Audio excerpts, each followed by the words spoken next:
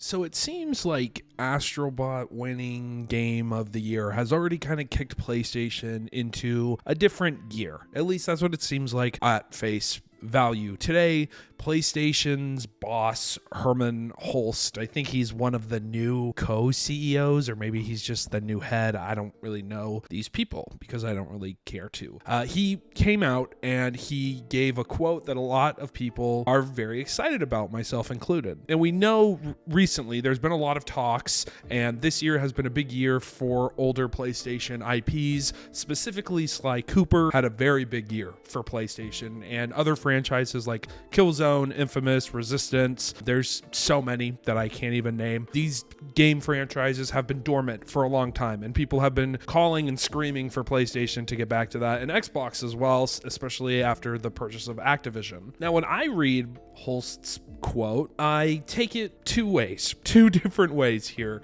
Now, the quote, if you haven't heard it, it's essentially, he says, our existence, see, I can't even read, dude. Our extensive IP portfolio is an important asset for PlayStation, and as part of our efforts to strengthen our portfolio, we continually explore opportunities to leverage our legacy IP as well as develop new franchises. Now, obviously, we have to wait and see with the new Naughty Dog IP, the Intergalactic, if that even becomes a franchise or not. But when I think of PlayStation, newer IPs, obviously I think of Spider-Man and whatever Marvel characters they have going on next. I think of Astrobot now as a pretty solid IP, and I think of The Last of Us as kind of the main, first things that pop into my mind when I think of PlayStation, and God of War, of course. It's funny because God of War is a legacy IP that they've successfully brought into modern audiences. I mean, God of War is legitimately one of their best and most recognizable IPs. Same with something like Uncharted. Now, Uncharted's been a little more dormant in the last few years, but from rumors, that is also coming back fairly soon. I don't know how much I believe that, though, now with Intergalactic and not Uncharted. But I mean, Helldivers 2 also recently did a Killzone kind of crossover with content, which made a lot of people happy because Killzone is another one of those IPs that has just not been touched that much. Now, this quote is great because this is something that we've all wanted for a long time. We've all wanted Sony and Xbox to jump back to their older IPs, give them new life, and bring them into the modern age. I mean, Sly Cooper has been in this position now after this year. The first game and the second game and the third game have all done extremely well on modern PlayStation. What scares me is the fact that they're not saying that this is them going back to using their older IPs. The way this is worded, you can take this in a way of them saying that they're going to use these older IPs, but in different ways. And by that, I mean TV and movies. I mean, it seems like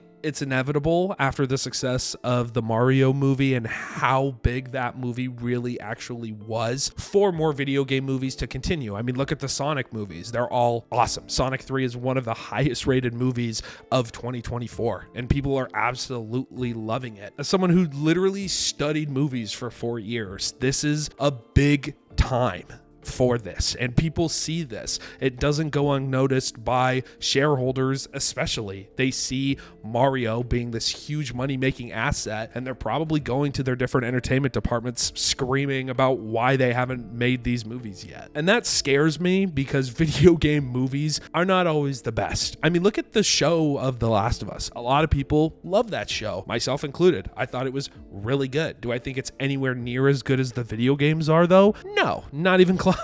What scares me is that they see this and they're going to be like, hey, Sly Cooper is one of our closest assets to Mario. Let's make a Sly Cooper movie. And this was something that they were in the works of doing before and canceled the project seemingly out of nowhere. And I'm scared they're going to see how popular Sly has been and they're going to make a TV show and then not really do anything else. The Uncharted movies, too, I think after the first movie, I think we're good. I don't think we need another Uncharted Uncharted movie. Apparently, too, there's a Gravity Rush film in the works at PlayStation Productions, but that doesn't suggest that Gravity Rush is going to get a new game. Now, if we get both, right, if we get a movie and then a game that kind of relates to the movie in some way, I'm still not going to be that happy about that because I think that these franchises are established IPs for a reason and they shouldn't have to relate to a movie. But I mean, that's a good thing, right? If we get both. And I think getting both should be bare minimum. I mean, a lot of these franchises are the reason that PlayStation is where it is today. Xbox is in the same camp for me. Like, why don't we have a Crash Bandicoot game? I don't know. Why don't we have the